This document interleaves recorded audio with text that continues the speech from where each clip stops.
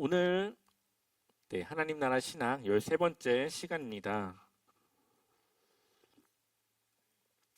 네, 조금 매주 비슷한 또 동일한 내용들이 반복되기는 하지만 그것들을 통해서 우리의 생각과 또 우리의 그 마음에 또 우리가 이해하는 그 하나님의 그 말씀이 더욱더 우리 안에 자리 잡고 또 그것이 확신되어질 줄 믿습니다.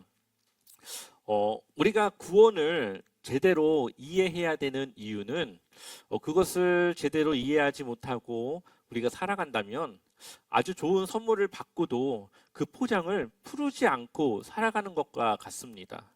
만약에 여러분들에게 믹서기를 누가 선물을 해줬습니다. 근데 그 상자를 뜯지 않고 맨날 이 마늘을 이 절구에 넣고 빻는다고 생각해 보십시오.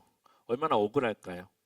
하나님이 우리에게 주신 구원은 물론 완성되는 그때는 우리의 죽음 이후에 예수님께서 이 땅에 오실 때 완성되지만, 하지만 그 하나님 나라를 누리며 살아갈 수 있는 것은 이미 우리에게 허락하셨고 우리가 그러한 하나님이 우리에게 주시고자 했던 그 평안의 삶을 살아갈 수 있다라는 거죠. 이것을 알고 우리의 신앙생활을 대한다면 그러한 기도와 그러한 하나님의 도움과 은혜를 구하지만, 그것을 알지 못하고 단지 죽음 이후에 가는 구원을 알고 있다면 고통을 참고 스스로 인내하고 그것을 어떻게든 견뎌나가며 그 힘듦을 스스로 그것을 감내해야 되는 그러한 삶을 살아갈 수밖에 없다라는 거죠.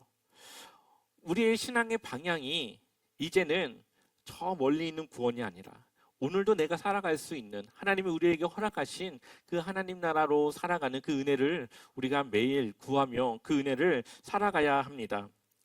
그것이 바로 구원의 핵심, 아주 중요한 부분이라는 거죠. 또한 예수님은 그것을 우리에게 전하시고 싶으셨고 그것을 누리기를 원하셨습니다.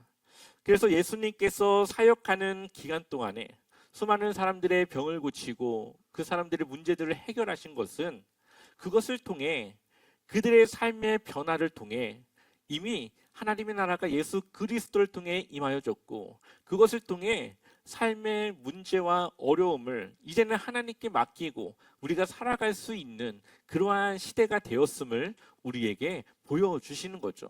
바로 그러한 복음, 기쁨의 소식을 우리에게 전하고자 했던 것입니다.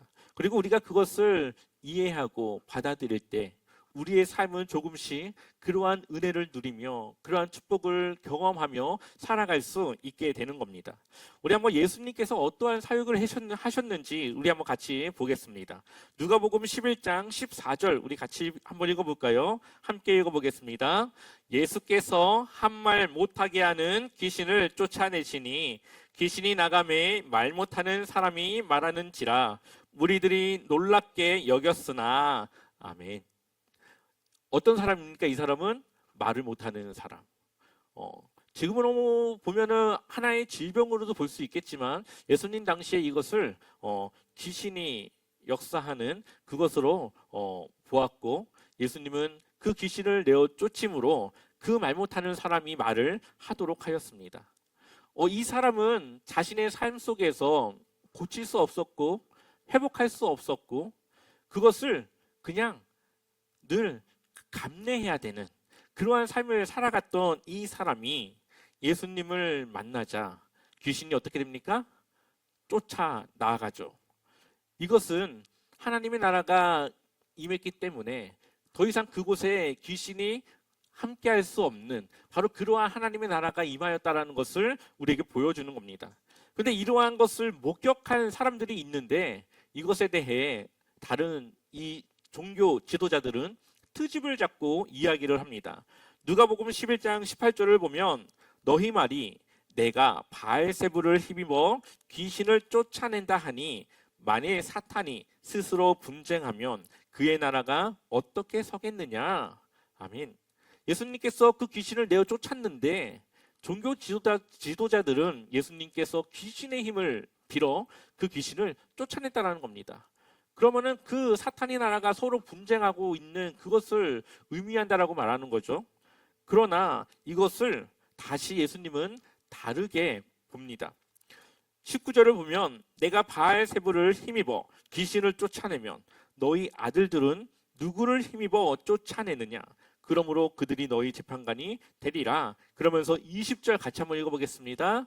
너희 말이 그러나 내가 만일 하나님의 손을 힘입어 귀신을 쫓아낸다면 하나님의 나라가 이미 너희에게 임하였느니라. 아멘. 하나님의 손을 힘입어 귀신을 쫓아낸다면 뭐가 임했다고요? 하나님의 나라가 이미 너희에게 임하였느니라.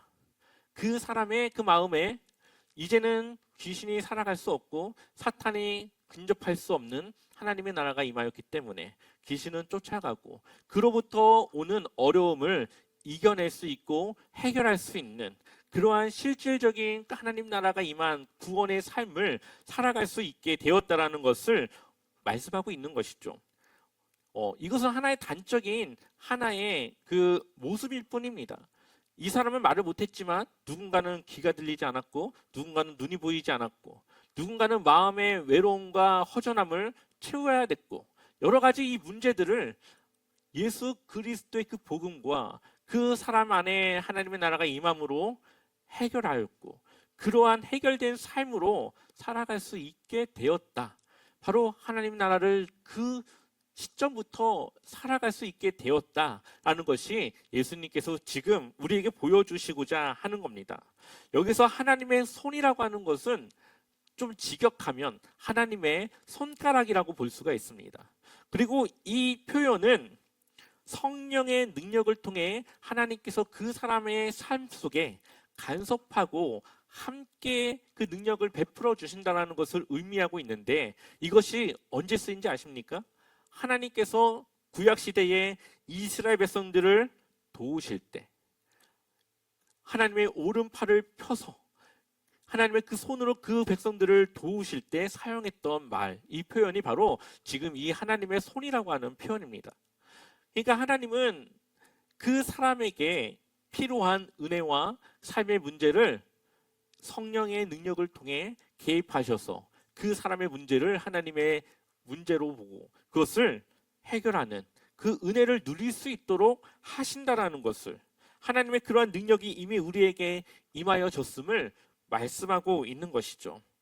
예전에 한번 얘기해 드렸지만 우리가 D-Day와 V-Day라는 것을 그때 말씀드렸죠. 학자들은 이 하나님 나라가 이미 임했다. 그러나 아직 오지 않았다라는 것을 이 D-Day와 V-Day로 이야기를 합니다. D-Day는 노르망디 상륙 작전을 성공한 그 시점, 승기를 잡아서 이제는 전세를 역전시키는 그 시점을 D-Day라고 본다면 아직 끝나지 않은 그 전쟁의 이 이 기간을 끝내고 나서 온전히 이 모든 전쟁이 끝났을 그 무렵을 V-Day라고 이야기를 하죠. 예수님이 이 땅에 오신 것은 D-Day입니다.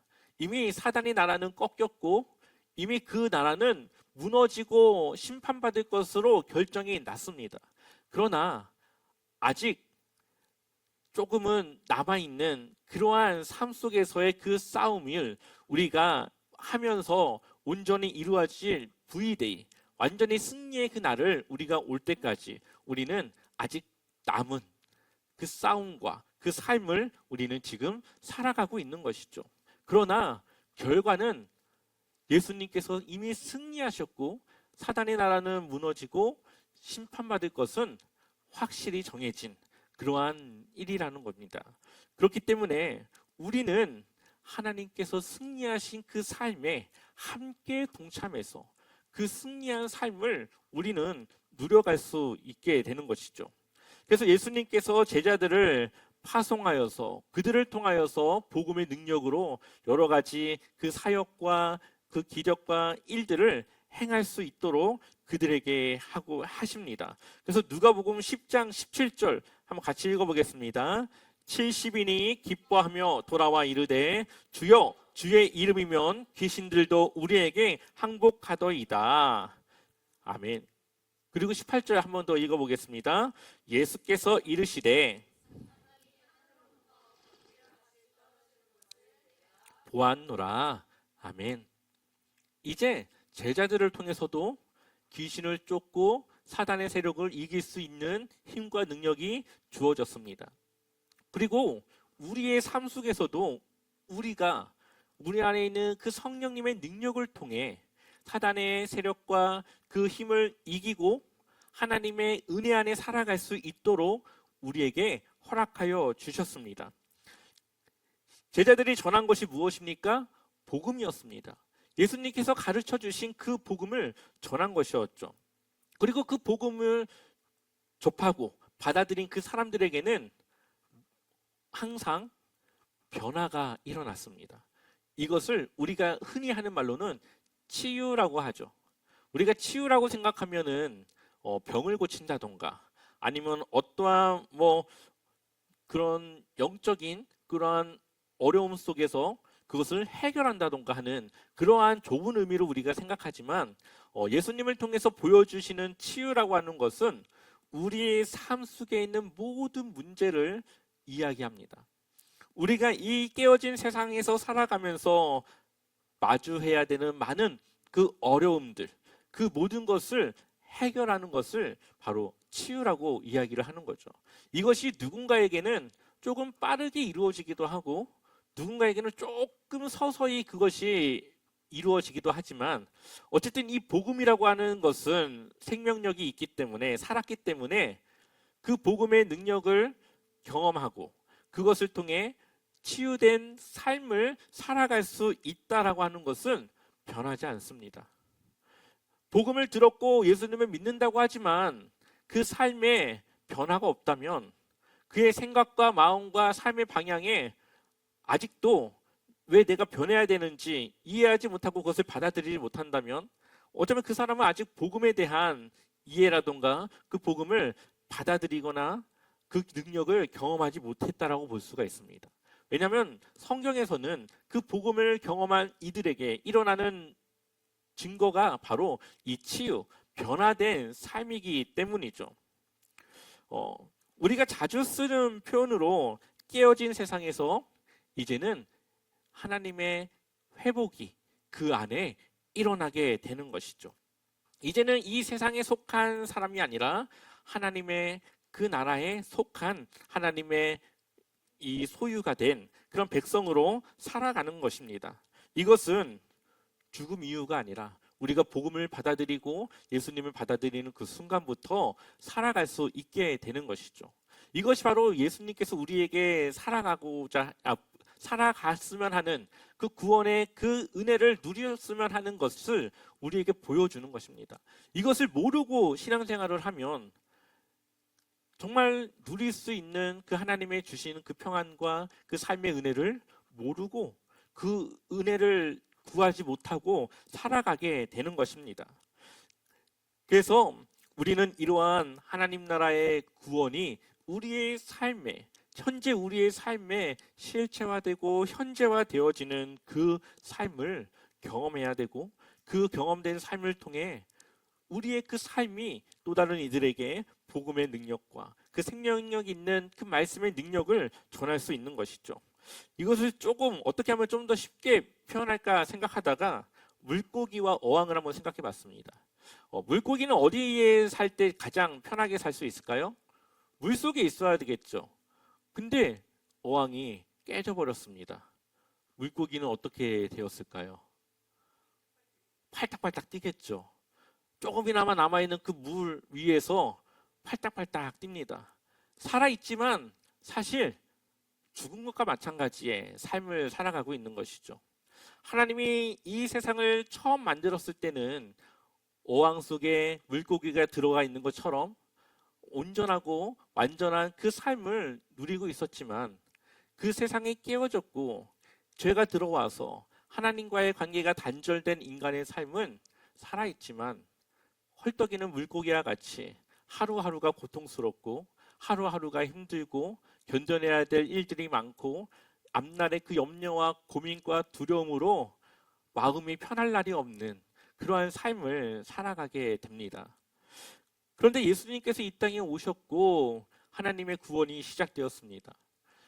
하나님의 손에 물을 떠서 그 물고기를 이렇게 뜬다고 해 보십시오.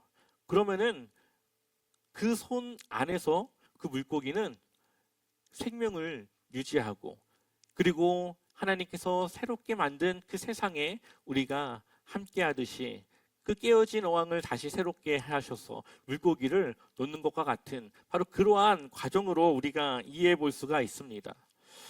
우리가 살아가는 것이 생명이 있다고 해서 다 살아있는 것은 아닙니다.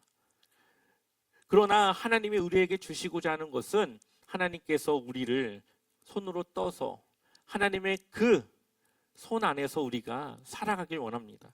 우리가 그 손 안에 있어야만 새로운 어항으로 들어갈 수 있듯이 하나님의 손을 붙잡고 있어야만 우리가 하나님 나라의 온전함 속에 우리는 살아갈 수 있게 되는 것이죠. 지금 우리는 하나님의 그 손을 붙잡고 있는 상태입니다. 우리가 구덩이에 떨어져서 스스로 헤어날 수 없는 그 상황에서 하나님께서 손을 뻗쳐서 우리의 손을 잡으셨는데, 우리가 살기 위해서는 어떻게 해야 될까요? 그 손을 놓으면 안 되죠. 그 손을 잡아야 됩니다.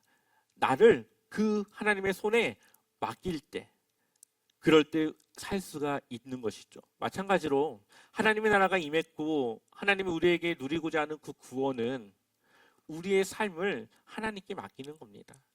우리를 구원하시고 우리를 만드셨고 우리에 대한 계획을 가지시고 우리를 인도할 수 있는 그 능력을 가진 하나님께 우리를 맡길 때, 그 하나님의 그 이끄심에 우리가 순종하며 그 삶을 맡길 때 우리는 누구보다 평안하고 누구보다 완전한 삶으로 살아갈 수가 있는 것이죠. 하나님이 원하시는 것은 우리가 하나님의 손을 놓지 않는 겁니다. 우리가 하나님의 그 손 안에서 하나님의 의지와 의도에 따라 우리가 함께 있는 그것을 하나님은 우리에게 원하시는 겁니다. 우리가 그러한 삶으로 살아갈 때 우리는 또 다른 이들에게 정말 하나님을 통해 얻을 수 있고 누릴 수 있는 그 은혜가 무엇인지를 보여줄 수 있는 것이죠. 많은 사람들이 이 깨어진 세상에서 그들이 감당해야 될 고통과 염려와 여러 가지 문제들을 해결하기 위해서 한 가지 공통적으로 생각하는 것은 바로 물질입니다.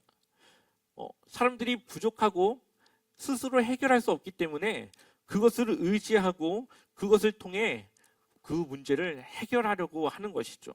그러나 성경은 두 주인을 섬길 수 없다라고 말합니다. 하나님을 섬기든 물질을 섬기든 둘 중 하나를 선택해야 된다라는 거죠.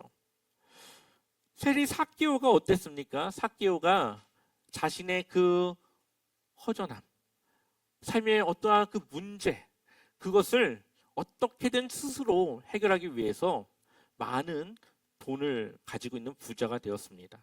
그런데 그것이 해결되지 않았고 결국 예수님을 그가 찾게 되죠. 그리고 예수님을 만났을 때 그는 자신이 그동안 움켜쥐려고 했던 것을 이제는 주님을 위해 사용하고 하나님이 주신 그 평안으로 그가 살아가는 것을 보게 됩니다. 삭개오는 예수님이 주시고자 했던 그 평안을, 그 샬롬을 누리게 된 것이죠. 바로 우리가 복음의 능력, 그 구원의 그 은혜를 누리고 살아간다고 하는 것은 우리의 삶에 여러 가지 문제가 있고 염려가 있지만 그것을 하나님께 맡기고 하나님이 내 삶의 주인으로서 그것을 함께 해결하고 나와 함께 하실 것을 믿음으로 우리가 살아가는 겁니다. 그렇게 살아간다면 우리는 얼마나 그 마음에 평안이 올 수 있을까요? 이 세상을 만드신 하나님이 나를 위해 일하시는데 그것은 언젠가는 해결될 것이고 그 책임이 하나님께 있다라는 이 믿음이 우리의 삶을 조금은 더 평안의 삶으로 살아갈 수 있게 하는 겁니다. 예수님은 하나님의 나라에 대해서 우리가 하나님의 나라를 가는 것이 아니라 하나님의 나라가 우리에게 온다라고 말씀하셨습니다. 그럼 또 하나님은 우리에게 그 나라를 주신다라고 표현합니다. 그리고 예수님을 통해 이미 하나님의 나라는 이 땅에 왔고 우리 안에 임하여졌습니다. 그렇다고 해서 우리가 하나님의 나라를 이루는 것은 아닙니다. 그 하나님의 나라를 이루는 것은 하나님이 하는 거지만 우리는 그 일에 동참할 수 있는 것이죠. 집이 있다면 그 집을 짓는 것은 하나님이 하시지만 그 집을 짓기 위해 필요한 벽돌 한 장 정도는 우리가 동참해서 함께 그것을 동참해서 함께 그 뜻을 이루어 나가는 그것을 우리의 신앙생활로 채워 나간다라고 보면 되겠습니다. 우리가 변화되어질 때 우리의 공동체는 변화될 수 있습니다. 우리가 지난주에 회복의 4가지를 말씀드렸죠. 하나님과의 관계, 나 자신과의 관계, 그리고 이웃과의 관계, 세상과의 관계가 회복되어져야 됩니다. 하나님과의 관계가 회복될 때 나 자신을 하나님의 백성과 자녀로서 그 자존감을 높이고 내 삶의 그 가치를 높일 수가 있습니다. 그것이 나 자신과의 그 관계를 회복하는 것이고 그러한 사람은 세상에서 담대하게 용기를 가지고 사람들을 만나고 그 사람들과의 관계를 회복하며 그 사람들을 통하여서 또 이 세상에 하나님의 빛과 소금으로 하나님의 귀한 나라를 세워나갈 수가 있는 것이죠. 우리의 공동체 안에 바로 이러한 역사가 그러한 일들이 일어나야 됩니다. 우리가 하나님의 그 나라를 경험하고 그것을 우리가 살아가고자 기도하며 노력하며 정말로 내 삶을 하나님께 맡기는 연습, 하나님께 내어드리는 그 삶의 연속을 통해 우리의 삶은 조금씩 하나님과 가까워지고 하나님이 주신 그 선물을 누리며 살아갈 수 있게 됩니다. 그 복음을 경험한 자들은 당연히 그것을 누군가에게 전하고 싶을 겁니다. 내가 경험했고 그렇게 살아가고 있는 그 좋은 인생의 삶을 누군가에게 전하고자 하게 되는 것이죠. 바로 그렇게 복음이 전해지고 하나님의 귀한 그 은혜가 누군가에게 이전되어지게 됩니다. 여러분 안에 임한 하나님 나라의 복음은 여러분들의 삶 속에서 나누는 주님의 몸된 교회로서 또 여러분들에게 주어진 그 사명으로서 늘 그렇게 하루하루 주님의 은혜 안에 살아가시기를 축원합니다.